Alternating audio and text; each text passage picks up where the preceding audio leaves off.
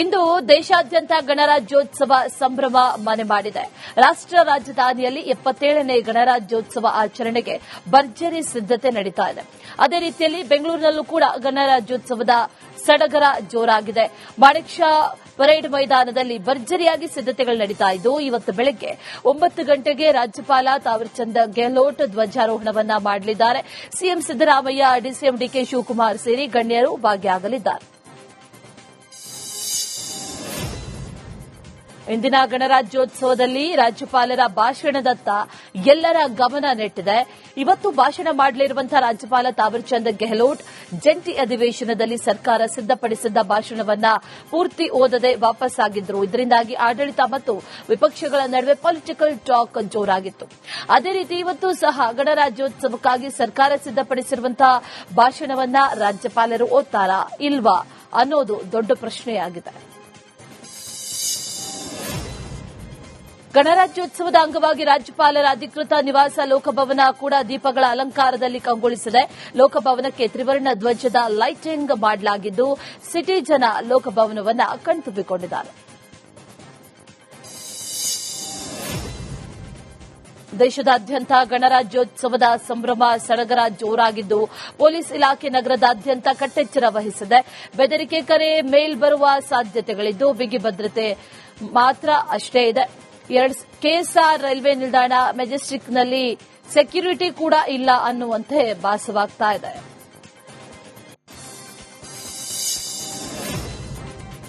Haemophilia society ಆರಂಭಿಸಿ ಉಚಿತ ಚಿಕಿತ್ಸೆ ನೀಡುತ್ತಾ ಬಡವರ ಪಾಲಿನ ಆಶಾಕಿರಣವಾಗಿರುವಂತಹ ಡಾ ಸುರೇಶ್ ಹನಗವಾಡಿ ಅವರಿಗೆ ಈ ಬಾರಿಯ ಪದ್ಮಶ್ರೀ ಪ್ರಶಸ್ತಿ ಲಭಿಸಿದೆ. ಈ ಬಗ್ಗೆ ಪದ್ಮಶ್ರೀ ಡಾ ಸುರೇಶ್ ಹನಗವಾಡಿ ರಿಪಬ್ಲಿಕ್ ಕನ್ನಡದೊಂದಿಗೆ ಮಾತಾಡಿದ್ದಾರೆ. ಈ ಪ್ರಶಸ್ತಿ ನನ್ನ ಜವಾಬ್ದಾರಿಯನ್ನ ಇನ್ನಷ್ಟು ಹೆಚ್ಚಿಸಿದೆ. ಬಡವರಿಗೆ ಹಿಮೋಫಿಲಿಯಾ ಚಿಕಿತ್ಸೆ ಉಚಿತವಾಗಿ ಸಿಗಬೇಕು ಅಂತ ಮನವಿ ಮಾಡಿಕೊಂಡಿದ್ದಾರೆ. ಇದು ಒಂದು ತುಂಬಾ ಅನಿರೀಕ್ಷಿತ, ನಾವು ಎಕ್ಸ್ಪೆಕ್ಟ್ ಮಾಡಿದ್ದಿಲ್ಲ. ಬೆಳಿಗ್ಗೆ ಫೋನ್ ಮಾಡಿ ಈ ತರದ ಇದಕ್ಕೆ ನೀವು ಇನ್ಕ್ಲೂಡ್ ಆಗಿದ್ದೀರಾ ಅಂತ ಹೇಳಿದಾಗ ನನಗೆ ನಂಬಕ್ಕೆ ಆಗಲಿಲ್ಲ. ನಂತರ ಕೊನೆಗೆ ಅದು ನನಗೆ ಅನಿಸ್ತು, ಸುಮಾರು 40 ವರ್ಷಗಳ ಪರಿಶ್ರಮಕ್ಕೆ ಕೇಂದ್ರ ಸರ್ಕಾರ ಗಮನಿಸಿ ಹುಡುಕಿ ನಮ್ಮ ಈ ಶ್ರಮಕ್ಕೆ ಒಂದು ಪ್ರತಿಫಲ ಕೊಡ್ತಾ ಇದೆಯಲ್ಲ ಅನ್ನೋ ಒಂದು ಸಂತೋಷ ಆಯಿತು. ಆಮೇಲೆ ಇದು ಒಂದು ರೇರ್ ಡಿಸಾರ್ಡರ್. ಮಹಿಳಾ ಸಬಲೀಕರಣ, ಶಿಶು ಸಂರಕ್ಷಣೆ, ಬಡವರ ಹಾಗೂ ನಿರಾಶ್ರಿತರ ಕಲ್ಯಾಣಕ್ಕಾಗಿ ದಶಕಗಳ ಕಾಲ ಸಲ್ಲಿಸಿದ ಅಮೂಲ್ಯ ಸೇವೆ ಸಲ್ಲಿಸಿದಂತ ಡಾ ಎಸ್ಜಿ ಸುಶೀಲಮ್ಮ ಅವರಿಗೆ ಈ ಬಾರಿಯ ಪದ್ಮಶ್ರೀ ಪ್ರಶಸ್ತಿ ಲಭಿಸಿದೆ. 1975ರಿಂದ ಮಹಿಳೆಯರು ಮತ್ತು ಮಕ್ಕಳ ಸೇವೆ ಮಾಡ್ತಾ ಬರ್ತಾ ಇರುವಂತಹ ಇವರು ಮಕ್ಕಳಿಗೆ ಲೈಬ್ರರಿ, ಮಹಿಳಾ ಮತ್ತು ಮಕ್ಕಳ ಆಧ್ಯಾತ್ಮಿಕ ತರಬೇತಿಯನ್ನ ನೀಡ್ತಾ ಇದ್ದಾರೆ. ಪದ್ಮಶ್ರೀ ಪ್ರಶಸ್ತಿ ಸಿಕ್ಕಿರೋ ಬಗ್ಗೆ ಸಂತಸವನ್ನ ವ್ಯಕ್ತಪಡಿಸಿದ್ದಾರೆ. ಈ ನಮ್ಮವರೆಲ್ಲ ನ್ಯಾಯಬದ್ಧವಾಗಿ ಕಷ್ಟಪಟ್ಟು ಮಾಡಿದಾಗ ಭಗವಂತ ಯಾವುದೋ ರೂಪದಲ್ಲಿ ಏನಾದರೂ ಒಂದು ವ್ಯವಸ್ಥೆ ಮಾಡಿಕೊಡ್ತಾನೆ. ಸೊ ಇದನ್ನ ಈ ನಮ್ಮವರೆಲ್ಲ ತುಂಬಾನೇ ಆಕಾಂಕ್ಷೆ ಇತ್ತು ಅವರಿಗೆ. ನಾನು ಅದರ ಬಗ್ಗೆ ಚಿಂತನೆ ಮಾಡ್ತಾ ಇರಲಿಲ್ಲ, ಪದ್ಮಶ್ರೀ ಬರಬೇಕು ಅಮ್ಮಂಗೆ ಅಂತ ಹೇಳ್ಬಿಟ್ಟು ಅಂತ. ಹಾಗೇನೆ ಅದು ವ್ಯವಸ್ಥೆ ಆಗಿದೆ. ಅದಕ್ಕೆ ಸಾಕಷ್ಟು ಜನಗಳು. ಕರ್ನಾಟಕ ಲಿಂಗಾಯತ ಶಿಕ್ಷಣ ಸಂಸ್ಥೆಯ ನಿಕಟಪೂರ್ವ ಕಾರ್ಯಾಧ್ಯಕ್ಷರಾಗಿರುವಂತಹ ಪ್ರಭಾಕರ್ ಕೋರೆಗೆ ಪದ್ಮಶ್ರೀ ಪ್ರಶಸ್ತಿ ಘೋಷಣೆಯಾಗಿದೆ. ಶಿಕ್ಷಣ ಮತ್ತು ಸಾಹಿತ್ಯ ಕ್ಷೇತ್ರದಲ್ಲಿನ ಪ್ರಭಾಕರ್ ಕೋರೆ ಅವರ ಅನುಪಮ ಸೇವೆಯನ್ನ ಗುರುತಿಸಿ ದೇಶದ ಅತ್ಯುನ್ನತ ನಾಗರಿಕ ಸೇವಾ ಪ್ರಶಸ್ತಿಯನ್ನ ನೀಡಲಾಗಿದೆ. ರಿಪಬ್ಲಿಕ್ ಕನ್ನಡದ ಜೊತೆ ಮಾತನಾಡಿದಂತಹ ಪ್ರಭಾಕರ್ ಕೋರೆ ಸಂತಸವನ್ನ ವ್ಯಕ್ತಪಡಿಸಿದ್ದಾರೆ. ಎಲ್ಲರಿಗೂ ಶಿಕ್ಷಣ ಮತ್ತು ಆರೋಗ್ಯ ಕ್ಷೇತ್ರದಲ್ಲಿ 42 ವರ್ಷ ಸೇವಾ ಮಾಡಿದ್ದು, ಇವತ್ತು ರಾಷ್ಟ್ರಪತಿಗಳು ಸರ್ಕಾರ ನನ್ನನ್ನು ಗುರುತಿಸಿ ಪದ್ಮಶ್ರೀ ಕೊಟ್ಟದ್ದು. ಈ ಇಡೀ ಪದ್ಮಶ್ರೀ ನನಗಲ್ಲ, ನನ್ನ ಸಂಸ್ಥೆ ಕೇಲಿ ಸಂಸ್ಥೆಯಲ್ಲಿ ಕೆಲಸ ಮಾಡೋರು ಎಲ್ಲರಿಗೂ ಹೋಗ್ತದೆ. ಹಳ್ಳಿಯಲ್ಲಿ ಹುಟ್ಟಿ ಶಿಕ್ಷಣದ ಈ ಭಾಗದಲ್ಲಿ ವಂಚಿತ ಆಗಿತ್ತು. ಯಾಕಂದ್ರೆ ಈ ಭಾಗ ಮುಂಬೈ ಪ್ರಾಂತದಲ್ಲಿ ಇರೋದ್ರಿಂದ ಇಲ್ಲಿ ಬಹಳಷ್ಟು ಎಲ್ಲ ಶಿಕ್ಷಣ ಸಂಸ್ಥೆಗಳು ಇಲ್ಲ ಇದ್ದು. ಯಾಕಂದ್ರೆ ಓಲ್ಡ್ ಮೈಸೂರಲ್ಲಿ ಮೈಸೂರು ಮಹಾರಾಜರು ಬಹಳಷ್ಟು ಸಂಸ್ಥೆಗಳು ಮೊದಲೇ ತೆಗೆದಿದ್ರು ಅವರು.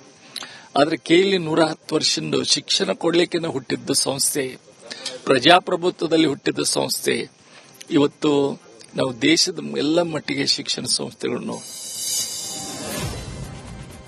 ಪುಸ್ತಕ ಮನೆ ಅಂಕೇಗೌಡರಿಗೆ ಪದ್ಮಶ್ರೀ ಪ್ರಶಸ್ತಿ ಘೋಷಿಸಲಾಗಿದೆ. ಮಂಡ್ಯ ಜಿಲ್ಲೆಯ ಪಾಂಡವಪುರ ಗ್ರಾಮದ ಅಚ್ಚಿನಕುರ್ಲಿ ಗ್ರಾಮದವರಾಗಿರುವಂತಹ ಅವರು 22 ಗುಂಟೆ ಜಾಗದಲ್ಲಿ ಪುಸ್ತಕ ಮನೆ ನಿರ್ಮಾಣ ಮಾಡಿದ್ದಾರೆ. 77 ವರ್ಷದ ಅಂಕೇಗೌಡರು 1832ರಿಂದ ವಿವಿಧ ಭಾಷೆಯ 2 ಲಕ್ಷಕ್ಕೂ ಅಧಿಕ ಪುಸ್ತಕಗಳನ್ನು ಸಂಗ್ರಹಿಸಿದ್ದಾರೆ.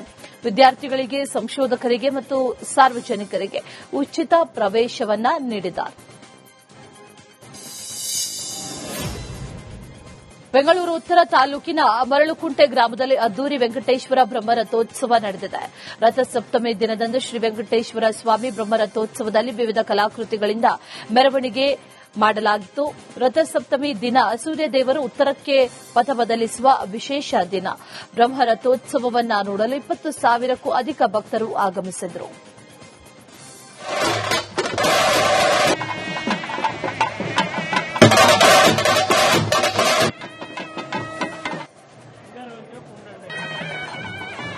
ನಮ್ಮೂರಲ್ಲಿ ಮರಳುಕುಂಟೆ ಗ್ರಾಮದಲ್ಲಿ ನಮಗೆ ವಿಶೇಷವಾಗಿ ಆಂಧ್ರ ತೃಪ್ತಿಯಿಂದ ಕೊಟ್ಟಿರುವಂತಹ ಈ ವೆಂಕಟರಮಣ ಸ್ವಾಮಿ ದೇವಸ್ಥಾನ ಇವತ್ತು ಬೆಳಗ್ಗೆನೆ 4 ಗಂಟೆಗೆ ಅಭಿಷೇಕ ಎಲ್ಲ ಮಾಡಿಕೊಂಡು ನಾವು 4 ದಿವಸದಿಂದನೂ ಕೂಡ ನಾವು ಇಲ್ಲಿ ಹೋಮ ಅಭಿಷೇಕ ಮಾಡ್ಕೊಂಡು ಊರೆಲ್ಲ ಪೂರ್ತಿ ನಾವು ಬಲಿವಾರಣ ಅಂತ ಮಾಡ್ಕೊಂಡ್ ಬಂದು ಇವತ್ತು ಈ 12:30 1 ಗಂಟೆಗೆ ಈಗ ತೇರು ಹೊಟ್ಟಿರುತ್ತೆ.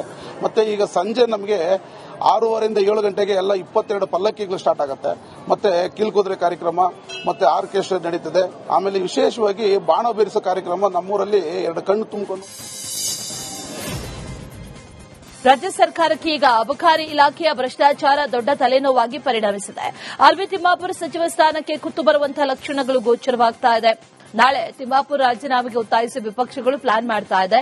ಅಬಕಾರಿ ಇಲಾಖೆಯ ಭ್ರಷ್ಟಾಚಾರದ ಹಣ ಸಿಎಂಗೂ ಹೋಗಿದ್ಯಾ ಅಂತ ಅಶೋಕ್ ಗಂಭೀರ ಆರೋಪವನ್ನ ಮಾಡಿದ್ದಾರೆ. ಅಬಕಾರಿ ಇಲಾಖೆಯಲ್ಲಿ ನಿರಂತರವಾಗಿ ಕಳೆದ 2.5 ವರ್ಷದಿಂದನೂ ಕೂಡ ನಿರಂತರವಾಗಿ ಒಂದಲ್ಲ ಒಂದು ಹಗರಣಗಳು ಆಚೆ ಬರ್ತಾನೆ ಇದೆ. ಅಲ್ಲಿನ ಅಧಿಕಾರಿಗಳೇ ಮಾಧ್ಯಮದಲ್ಲಿ ಬೇರೆ ಬೇರೆ ಕಡೆ ಸೋಷಿಯಲ್ ಮೀಡಿಯಾದಲ್ಲಿ ತಿಂಗಳಿಗೆ ಮಂತ್ಲಿ ಫೀಸ್ ಇಷ್ಟು ಕೊಡಬೇಕು, ಕೋಟಿ ಲೂಟಿ ಹೊಡಿತಾ ಇದ್ದಾರೆ. ಮತ್ತು CL7 ಬಾರ್ಗಳು, ವೈನ್ ಸ್ಟೋರ್ಗಳು ಲೈಸೆನ್ಸ್ಗೆ 2.5 ಕೋಟಿ ಕೊಡಬೇಕು. ಇದೆಲ್ಲ ಆನ್ ರೆಕಾರ್ಡ್ ಅಲ್ಲಿ ಸಿಕ್ಕಾಕೊಂಡ್ಬಿಟ್ಟಿದ್ದಾರೆ. ಒಂದಲ್ಲ ಎರಡಲ್ಲ 3 ಬಾರಿ ಈ ಸ್ಕ್ಯಾಂಡಲ್ ಹೊರಗಡೆ ಬಂದಿದೆ. ಈಗ ನಾನು ವಿಧಾನಸಭೆಯಲ್ಲೂ ಕೂಡ ಪ್ರಸ್ತಾವ ಮಾಡಿದ್ದೀನಿ. ಇವತ್ತು ತಿಮ್ಮಾಪುರ ಅವರ ರಾಜೀನಾಮೆ ಕೊಡಬೇಕು, ಇಲ್ಲ ಅಂದ್ರೆ ಮುಖ್ಯಮಂತ್ರಿನೇ ಈ ಇಲಾಖೆಯನ್ನ ನೋಡ್ತಾ ಇದ್ದಾರೆ ಅಂತ ಜನ ತಿಳ್ಕೊಂತಾರೆ. ಇಲ್ಲ ಅಂದ್ರೆ ಮುಖ್ಯಮಂತ್ರಿ ಯಾಕೆ ಸಪೋರ್ಟ್ ಮಾಡ್ತಾ ಇದ್ದಾರೆ, ಅದರಲ್ಲಿ ಅವರಿಗೆ ಶೇರ್ ಬಂದಿಲ್ಲ ಅಂದ್ರೆ ಮುಖ್ಯಮಂತ್ರಿ ಯಾಕೆ ಸಪೋರ್ಟ್ ಮಾಡ್ತಾರೆ? ಇಮಿಡಿಯೇಟ್ ಆಗಿ ಅವ್ರು ರಾಜೀನಾಮೆ ತಗೋಬೇಕು. ಈಗ ನಾಗೇಂದ್ರ ವಿಚಾರ ಬಂದಾಗ ನಾವು ಹೋರಾಟ ಶುರು ಮಾಡಿದ ತಕ್ಷಣನೇ ರಾಜೀನಾಮೆ ತಗೊಂಡ್ರು. ಇಲ್ಲೂ ಹಂಗೆ ರಾಜೀನಾಮೆ ತಗೊಬೇಕಲ್ಲ.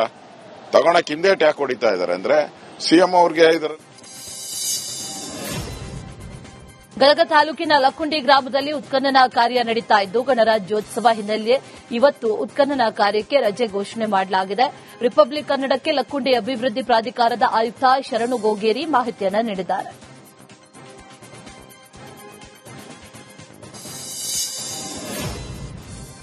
ಕೊಡಗು ಜಿಲ್ಲೆಯ ಮಡಿಕೇರಿಯ ರಾಜಾ ಸೀಟಲ್ಲಿ ಫ್ಲವರ್ ಶೋ ಆಯೋಜನೆ ಮಾಡಲಾಗಿದೆ. ಗಣರಾಜ್ಯೋತ್ಸವ ಪ್ರಯುಕ್ತ ತೋಟಗಾರಿಕಾ ಇಲಾಖೆಯಿಂದ ಫಲಪುಷ್ಪ ಪ್ರದರ್ಶನ ಆಯೋಜಿಸಿದ್ದು ಐತಿಹಾಸಿಕ ಬಗಂಡೇಶ್ವರ ದೇವಾಲಯ ಎಲ್ಲರ ಗಮನ ಸೆಳೀತಾ ಇದೆ. ಲಕ್ಷಾಂತರ ಹೂ ಬಳಸಿ ಬಗಂಡೇಶ್ವರ ದೇವಾಲಯ ನಿರ್ಮಾಣ ಮಾಡಲಾಗಿದೆ. ಮಡಿಕೇರಿ ಸೇರಿದಂತೆ ಕೊಡಗಿನ ಹಲವೆಡೆಯಿಂದ ಸಾವಿರಾರು ಜನ ಆಗಮಿಸಿ ಸೆಲ್ಫಿ ತಗೊಂಡು ತೆರಳುತ್ತಾ ಇದ್ದಾರೆ. ಹೂಗಳ ಜೋಡಣೆ, ಕಲಾಕೃತಿಗಳು, ಅಮರ ಜವಾನ್ ಸ್ಮಾರಕ ಎಲ್ಲರ ಕಣ್ಮನ ಸೆಳೀತಾ ಇದೆ. ವರ್ಷ ಇಲ್ಲಿ ರಾಜಾ ಸಿಟಿಯಲ್ಲಿ ಫ್ಲವರ್ ಶೋ ನಡೀತಾ ಇರುತ್ತೆ ಜಾನ್ವರಿಯಲ್ಲೆಲ್ಲ. ಈಗ ಮೊನ್ನೆ ನ್ಯೂಸ್ ಅಲ್ಲಿ ಬಂದಿತ್ತು 24 ಇಂದ 26 ವರೆಗೆ ಅಂತ ಹೇಳಿ. ಹಾಗೆ ನಾವು ಫ್ರೆಂಡ್ಸ್ ಎಲ್ಲ ಸೇರಿ ಬಂದ್ವಿ ಇವತ್ತು. ವರ್ಷ ಚೆನ್ನಾಗೇ ಇರುತ್ತೆ ಫ್ಲವರ್ ಶೋ ಅಲ್ಲಿ. ಎಲ್ಲಾ ಕಡೆ ಹೋದೆಲ್ಲ ಅಲಂಕಾರಗಳು ತುಂಬಾ ಚೆನ್ನಾಗಿರುತ್ತೆ. ಈ ವರ್ಷ ಬಗಂಡೇಶ್ವರ ಟೆಂಪಲ್ದು ಫ್ಲವರ್ಸ್ ನೋಡ್ಲಿಕ್ಕೆ ತುಂಬಾ ಚೆನ್ನಾಗಿದೆ. ಹೀಗೆ ವರ್ಷ ಇಂಪ್ರೂವ್ ಆಗ್ತಾ ಹೋಗ್ಲಿ. ಜನ ತುಂಬಾ ಸಾಕಷ್ಟು ಬರ್ತಾ ಇದ್ದಾರೆ ಮಡಿಕೇರಿಗೆ. ಆದ್ರೆ ರಾಜಾ ಸೀಟ್ ಕೂಡ ಇಂಪ್ರೂವ್ ಆಗ್ತಾ ಇದೆ, ಇನ್ನೂ ಕೂಡ ಇಂಪ್ರೂವ್ ಆಗ್ಬೇಕು. ವರ್ಷ ಬರ್ತೀವಿ ನಾವು. ವರ್ಷ ಇಲ್ಲೇ ಇದ್ದವರು ನಾವು. ಇವಾಗ ಕುಶಾಲನಗರ ಇರೋದು ಒಂದೊಂದ್ಸಲ ಮಿಸ್ ಆಗುತ್ತೆ. ಬಟ್ ಈ ಸಲ ನಾವು ಬರ್ಲೇಬೇಕು ಅಂತ ಹೇಳ್ಬಿಟ್ಟು ಬಂದ್ವಿ. ನೋಡೋಗೆಲ್ಲ ಚೆನ್ನಾಗಿದೆ, ಚೆನ್ನಾಗಿ ಮಾಡಿದ್ದಾರೆ.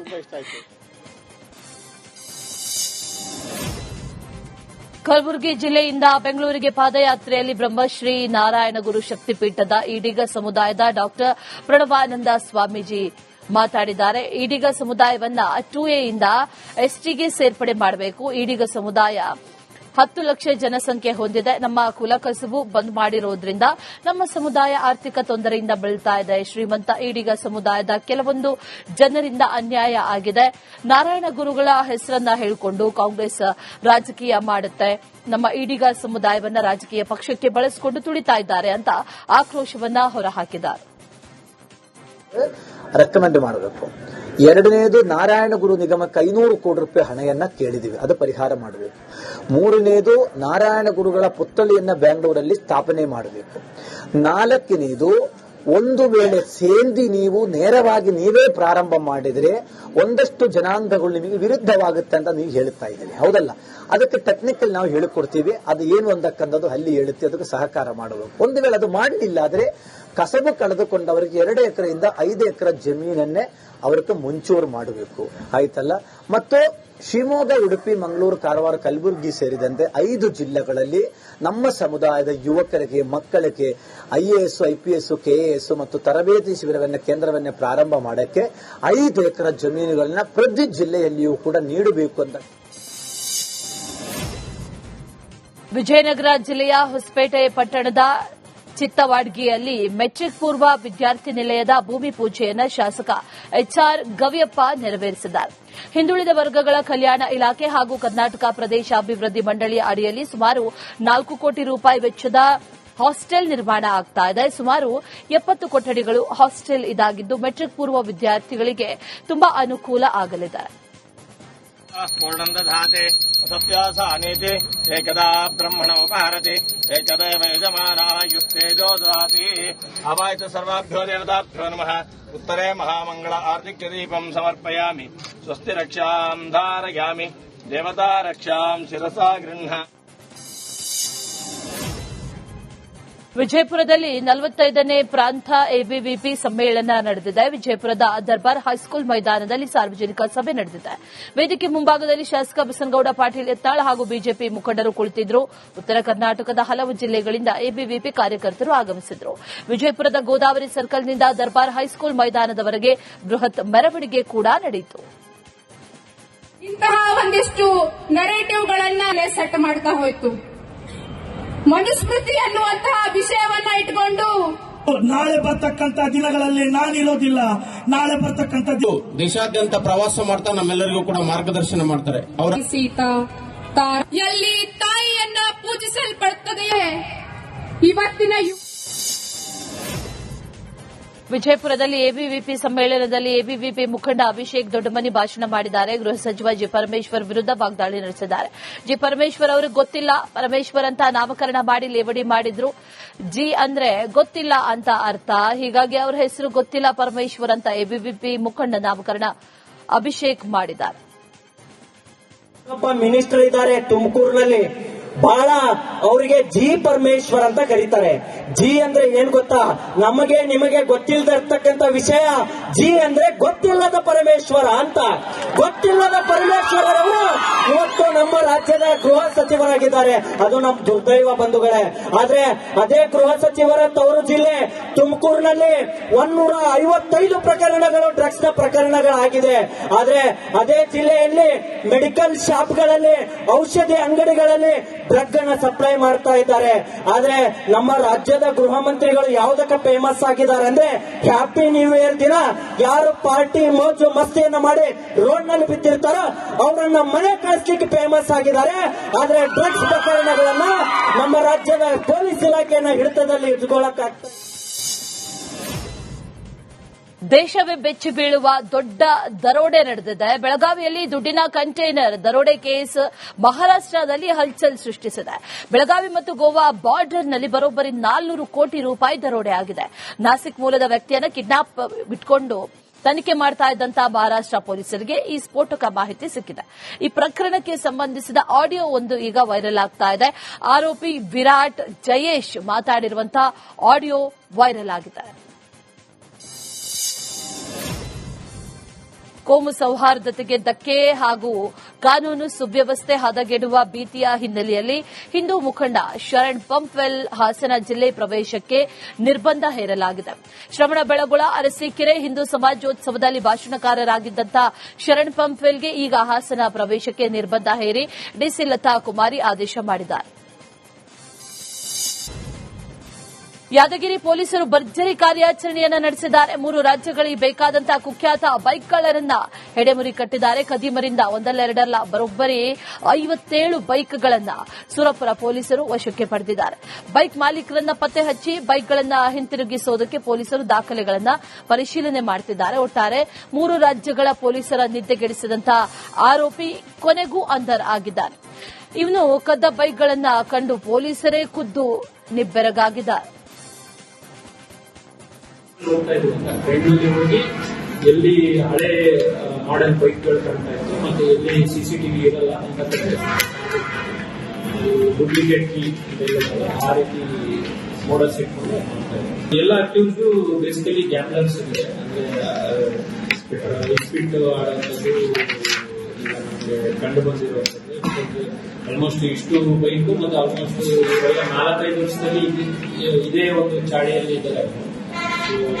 ಹಾಗಾಗಿ ಇವರಿಗೆ ಅಟ್ಲೀಸ್ಟ್ ಈಗ ನಮಗೆ ತನಿಖೆ ಕಾಲಕ್ಕೆ ನಮ್ಗೆ ಕಂಡು ಬಂದಿದೆ ಇವರೇ ಕಳ್ಳತನದ್ದೇ ಮಾಲು ಅಂತೇಳಿ ಇವ್ರಿಗೆ ಗೊತ್ತಿರೋರು. ಅವ್ರು ಯಾರು ಅವ್ರ ಜೊತೆ ಶಾಮೀಲಾಗಿದ್ದಾರೆ. ಕೋಲಾರದ ಗಾಂಧಿನಗರದಲ್ಲಿ ಶಿಥಿಲಗೊಂಡಿದ್ದ ಶಾಲಾ ಹಳೆಯ ಕಟ್ಟಡದಲ್ಲಿ 120 ಮಕ್ಕಳು ವಿದ್ಯಾಭ್ಯಾಸ ಮಾಡ್ತಾ ಇದ್ದು ಪೋಷಕರು ಮಕ್ಕಳನ್ನ ಶಾಲೆಗೆ ಕಳಿಸುವುದಕ್ಕೆ ಹೆದರುತ್ತಾ ಇದ್ರು. ರಿಪಬ್ಲಿಕ್ ಕನ್ನಡ ವರದಿಗೆ ಸ್ಪಂದಿಸಿದಂತಹ ಡಿಎಂಆರ್ ಸಂಸ್ಥೆ ಹಾಗೂ ಹಲವು ಸಂಘ ಸಂಸ್ಥೆಯ ನೆರವಿಗೆ ಬಂದಿದೆ. ಜಿಲ್ಲಾಡಳಿತದ ಅನುಮತಿಯನ್ನು ಪಡೆದು ಈಗ ಹೊಸ ಕಟ್ಟಡ ನಿರ್ಮಾಣಕ್ಕೆ ಕೈ ಹಾಕಿದೆ. ಶಿಥಿಲಗೊಂಡಿದ್ದ ಹಳೆಯ ಕಟ್ಟಡ ತೆರವು ಕಾರ್ಯಾಚರಣೆ ನಡೀತಾ ಇದ್ದು ಮತ್ತೊಂದೆಡೆ ಹೊಸ ಕಟ್ಟಡದ ಕಾಮಗಾರಿಗೆ ಬರದ ಸಿದ್ದತೆ ನಡೀತಾ ಇದೆ. ಫಂಡಿಂದ ನಮ್ಮ ಗಾಂಧಿನಗರ ಶಾಲೆಯ ಒಂದು ಅವ್ಯವಸ್ಥೆ ಬಗ್ಗೆ ಮತ್ತು ಇಲ್ಲಿನ ಕಟ್ಟಡಗಳ ಶಿಥಿಲೀಕರಣದ ಬಗ್ಗೆ ತಮ್ಮ ಮಾಧ್ಯಮದಲ್ಲಿ ವರದಿ ಮಾಡಿದ ಪ್ರತಿಫಲವಾಗಿ ಈ ದಿನ ವಿವಿಧ ಸಂಘ ಸಂಸ್ಥೆಗಳ ಒಂದು ಸಹಯೋಗದಲ್ಲಿ ಸಿಎಸ್ಆರ್ ಫಂಡಿಂದ ನಮ್ಮ ಗಾಂಧಿನಗರ ಶಾಲೆಗೆ ನೂತನ ಕಟ್ಟಡ ಮತ್ತು ವಿವಿಧ ಶಾಲೆಗೆ ಅಭಿವೃದ್ಧಿ ಪಟ್ಟಂತ ಕಾಮಗಾರಿಗಳು ನಡೀತಾ ಇದೆ. ಆ ಒಂದು ಇದಕ್ಕೆ ಮೊದಲನೇದಾಗಿ ತಮ್ಮ ಟಿವಿ ಮಾಧ್ಯಮ ಕಾರಣ ಅಂತ ಹೇಳೋದಕ್ಕೆ ನಾನು ಇಚ್ಛೆ ಬೀಳ್ತೀನಿ. ವಿಶೇಷವಾಗಿ ಏನಪ್ಪಾ ಅಂತಂದ್ರೆ ಇಲ್ಲಿ ಸರ್ಕಾರಿ ಹಿರಿಯ ಪ್ರಾಥಮಿಕ ಶಾಲೆ ಗಾಂಧಿನಗರ ಸುಮಾರು ಒಂದು 5-6 ವರ್ಷಗಳ ಹಿಂದೆ ಸುಮಾರು 200-300 ಜನ ಸ್ಟ್ರೆಂತ್ ಇದ್ದಿದ್ದ ಕಾರಣ ಏಕಾಏಕಿ ಡ್ರಾಪ್ ಔಟ್ ಆದ ಕಾರಣ ಏನಪ್ಪಾ ಅಂತಂದ್ರೆ ನೀರು ಮತ್ತೆ ಇತರೆ ಕಾಮಗಾರಿಗಳ ಒಂದು ಇದರಿಂದ ತುಂಬಾ ಶಿಥಿಲ ವ್ಯವಸ್ಥೆ ಆಗಿತ್ತು. ನೀರು ಕಾರೋದ್ರಿಂದ ಮಳೆಗಾಲ ಬಂದಾಗ ಇವೆಲ್ಲ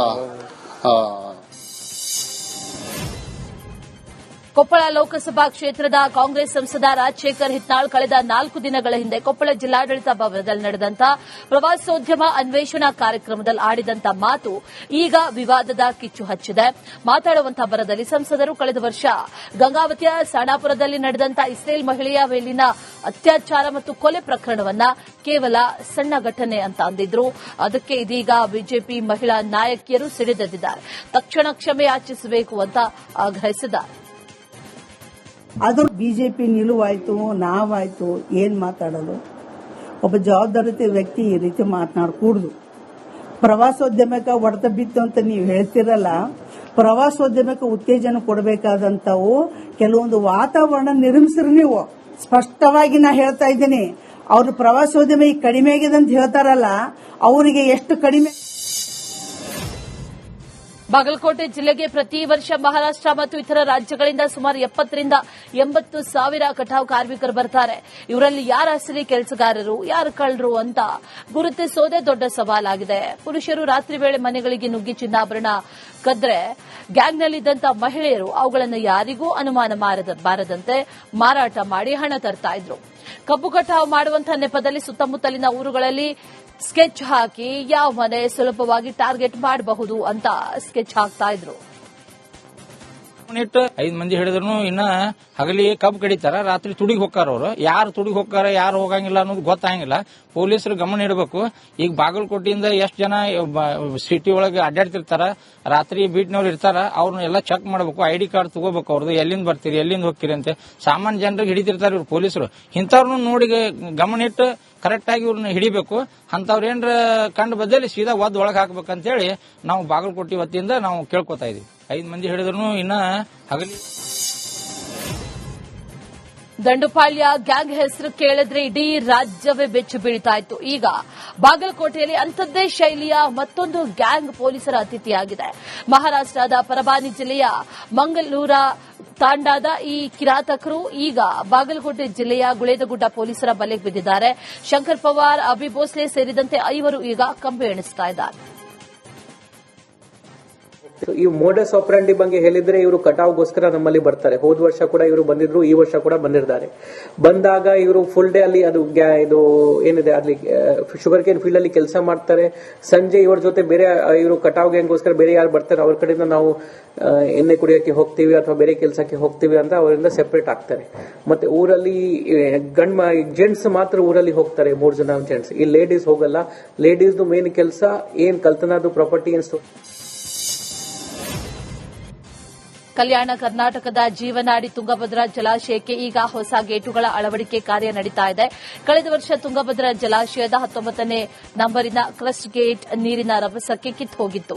ಆ ಘಟನೆ ಇಡೀ ರಾಜ್ಯವನ್ನೇ ಆತಂಕಕ್ಕೆ ಈಡು ಮಾಡಿತ್ತು. ಆಗ ತಜ್ಞರ ತಂಡ ಭೇಟಿ ನೀಡಿ ಜಲಾಶಯದ ಎಲ್ಲಾ 33 ಗೇಟುಗಳು ಶಿಥಿಲಗೊಂಡಿದೆ ಅಂತ ತಿಳಿಸಿತ್ತು. ಅದರಂತೆ ಅಹಮದಾಬಾದ್ ಮೂಲದ ಕಂಪನಿ 52 ಕೋಟಿ ವೆಚ್ಚದಲ್ಲಿ ಗೇಟುಗಳ ಬದಲಾವಣೆ ಕಾರ್ಯಕ್ಕೆ ಚಾಲನೆಯನ್ನ ನೀಡಿತ್ತು. ಈಗಾಗಲೇ ಒಂದು ಗೇಟ್ ಅನ್ನ ಯಶಸ್ವಿಯಾಗಿ ಅಳವಡಿಸಲಾಗಿದೆ. ಉಳಿದ ಗೇಟುಗಳ ಅಳವಡಿಕೆಗೆ ಕಾಮಗಾರಿ ಭರದಿಂದ ಸಾಗಬೇಕಿತ್ತು. ಆದರೆ ಸರ್ಕಾರ ಅನುದಾನ ವಾಪಸ್ ಪಡೆದಿರುವಂತಹ ಆರೋಪ ಕೇಳಿಬಂದಿದೆ.